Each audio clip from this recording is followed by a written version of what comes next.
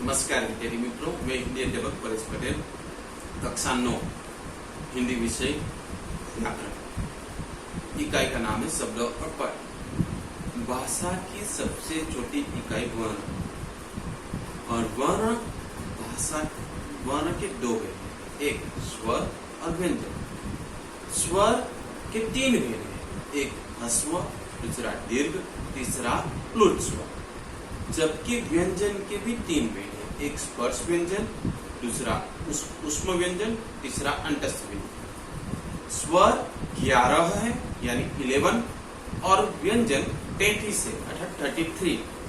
स्वर और व्यंजन कुल मिलाकर 44 है 44 यानी 11 स्वर और 33 व्यंजन। भाषा की इस महत्वपूर्ण इकाई के कारण भाषा की शुरुआत हुई।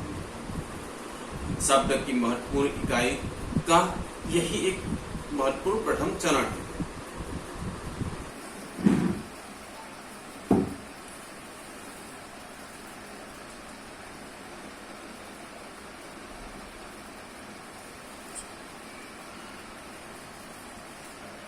आइए विद्यार्थी मित्रों, एक चौकर देखते हैं जिसमें मैंने अलग अलग व्यंजन वर्ण लिखे हैं।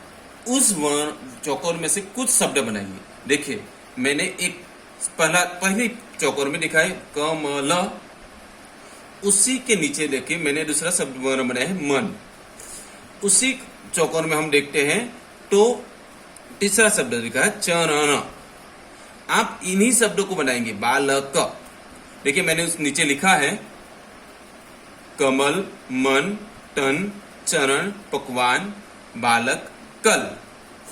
ये सारे चौकोर में से आपने इतने वर्णों का ही वर्ण बनाए, शब्द बनाए, जबकि दूसरे शब्द आपने नहीं बनाए। जैसे मैं बता रहा हूं कटचप, कपहन, मंसल, लकम, ऐसे शब्द का आपने निर्माण नहीं किया। क्यों? उसका उत्तर यह है कि कमल शब्द सुनने से उसका अर्थ हमारे मन में उत्पन्न होता है। मन यानी हमारा मन, तन शरीर, ऐसे शब्द सुनने से उसका कोई न कोई अर्थ उत्पन्न होता है, यानी ये सार्थक शब्द है। जबकि जो दूसरे शब्द है कटचप, कपहन, मंसल, लकम, ये अर्थहीन है, अर्थात इन शब्दों का कोई अर्थ नहीं है। इसीलिए शब्द की परिभाषा यह है कि एक या अधिक वर्णों से बना सार्थक एवं स्वतंत्र समूह को शब्द कहते हैं। शब्द की परिभाषा अर्थात जिन शब्दों का अर्थ होगा वही शब्द, अर्थात सार्थक और स्वतंत्र शब्द होना जरूरी है। अगर शब्द स्वतंत्र नहीं है तो उसे शब्द नहीं कहेंगे। विद्यार्थी मित्रों, शब्द हमने शब्दकोश में देखा होगा, अर्थात डिक्शनरी में अलग अलग शब्द दिए जाएंगे अल्प विराम लगाकर, तो उन्हें हम शब्द कहेंगे। जैसे कमल, खिलना, पढ़ना, रोना, चलना, ये सारे शब्द हैं। हम इन शब्दों के भेद देखेंगे। शब्द के भेद 4 है। एक स्रोत उत्पत्ति के आधार पर, जिसमें तत्सम, तत्सम, तद्भव, देशज, विदेशी और संकर। दूसरा है रचना बनावट के आधार पर, रूढ़, योग रूढ़ और यौगिक। तीसरा है प्रयोग के आधार पर, विकारी, अविकारी। विकारी अर्थात जो विकार करते हैं यानी बदल सकते हैं, जिसमें लिंग, वचन, कारक के आधार पर जो शब्द बदल सकते हैं वो विकारी है। और जो अविकारी शब्द है अर्थात जिसमें बदलाव नहीं आता, लिंग, वचन, काल, कारक, क्रिया के आधार पर कोई बदलाव नहीं आता, वो विकारी शब्द है। तो विकारी शब्द में संज्ञा, सर्वनाम, विशेषण, क्रिया विशेषण है, जबकि अविकारी शब्द में समुच्चय बोधक, संबंध बोधक वगैरह शब्द है। चौथा है अर्थ के आधार पर। अर्थ के आधार पर उसके भी अलग अलग भेद है। एक पर्यायवाची, विलोम शब्द, अनेकार्थक, एकार्थी, श्रुति, विनाट आदि शब्द के प्रकार है। तो विद्यार्थी मित्रों, हमने देखा कि शब्द की परिभाषा, शब्द किसे कहते हैं, शब्द की परिभाषा और उसके भेद। अब हम देखेंगे कि शब्द कैसे पद बनता है, अर्थात पद क्या है।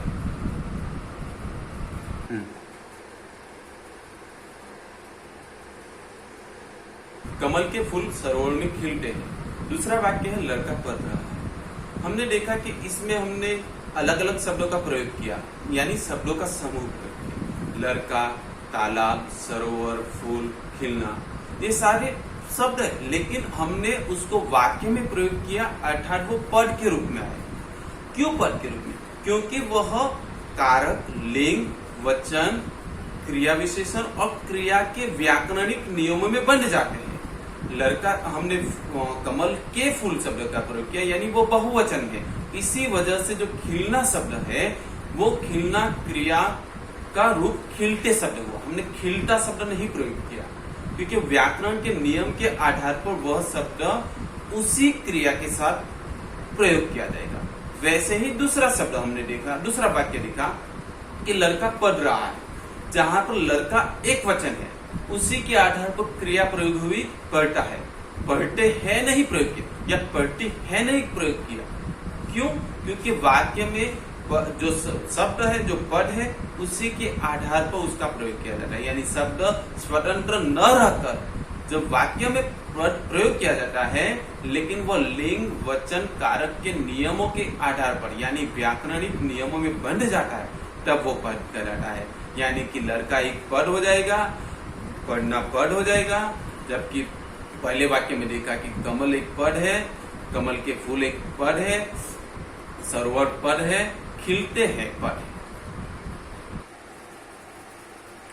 आइए अब पद की परिभाषा देखते हैं। जब शब्द वाक्य में प्रयुक्त होते हैं तब वह स्वतंत्र न रहकर लिंग, वचन, कारक, क्रिया विशेषण के व्याकरणिक नियम में बन जाते हैं, तब वह पद कहलाता है। हमने शब्द में क्या देखा था कि वह स्वतंत्र होते हैं, शब्द स्वतंत्र होते हैं, जबकि पद स्वतंत्र नहीं होते और वह लिंग, वचन, कारक, क्रिया विशेषण और क्रिया के साथ जुड़ जाते हैं, यानी कि उनके नियमों में बन जाते हैं, तब पद कहलाता है। विद्यार्थी मित्रों, आपको शब्द और पद दोनों के बीच का अंतर समझ में आया? आइए कुछ और एग्जाम्पल, उदाहरण देखते हैं। विद्यार्थी मैदान में खेल रहे हैं। विद्यार्थी एक गण समूह है, अर्थात बहुवचन क्रिया है, और खेल रहे हैं क्रिया पर से हमें पता चल रहा है कि बहुवचन में प्रयोग की गई है। जबकि अगर एक विद्यार्थी की बात की जाए तो विद्यार्थी खेलता है, तो वहां पर क्रिया के आधार पर शब्द का जो पद है वो पूरा बदलाव आएगा, यानी कि वचन के आधार पर बदलाव आ रहा है, लिंग के आधार पर बदलाव आ रहा है और कारक के आधार पर बदलाव आ रहा है।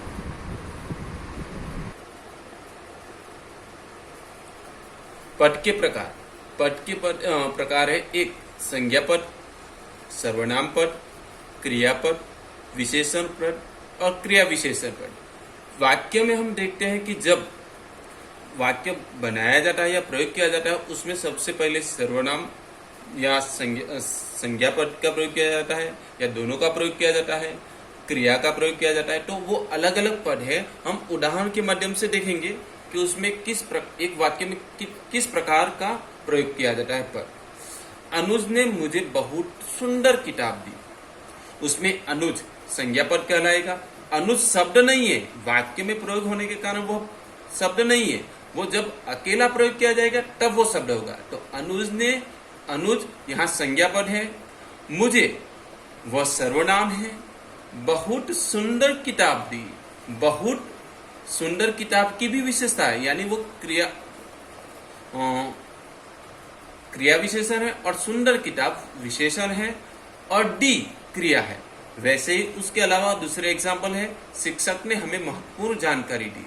शिक्षक संज्ञा पद है, हमें सर्वनाम पद है, महत्वपूर्ण जानकारी दी महत्वपूर्ण विशेषण है और जानकारी दी क्रिया है। वैसे ही अगला एक उदाहरण देखेंगे, रोहन हर रोज पढ़ता है। रोहन संज्ञा है, हर रोज ये क्रिया विशेषण है, पढ़ता है क्रिया है।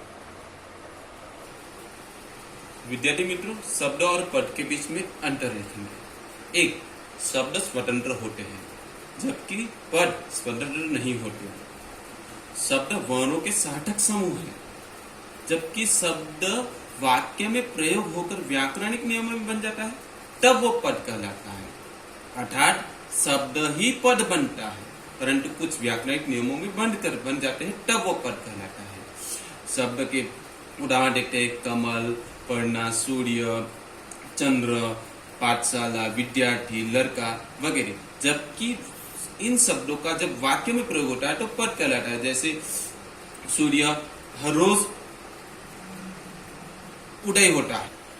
इस प्रकार हमने आज शब्द और पद के बीच का अंतर, शब्द और पद की परिभाषा, शब्द और पद किसे कहेंगे, उस इकाई को हमने पूरी तरह से समझा है।